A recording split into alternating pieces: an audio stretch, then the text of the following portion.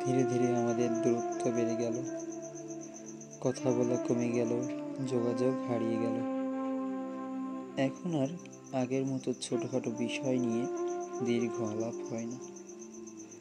তোমার উপর খাটানো সমস্ত অধিকার নিষিদ্ধ হয়ে গেল, যেন তুমি কোনো নিষিদ্ধ বই, যে বইয়ের অধিকার অগ্রাধিকার সব কিছুই তোমার কাছে। তুমি ভুলে গেলে একদিন আমরা খুব পরিচিত ছিলাম। তবে তোমাকে জানিয়ে রাখি যে মায়ার শিকলে তোমাকে বাঁধতে পারিনি, সে শিকলে আজও আমি বাঁধা। কত চেষ্টা করেছি, কতবার ভেবেছি ভুলে যাব, কত রাত হাঁসফাঁস করেছি, ভুলতে পারিনি।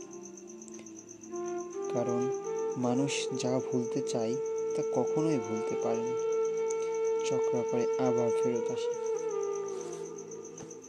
কখনো কখনো মন খারাপ নিয়ে অচেনা পথে একা হেঁটে আসি, যেন সবটুকু দুঃখ রেখে আসতে পারি।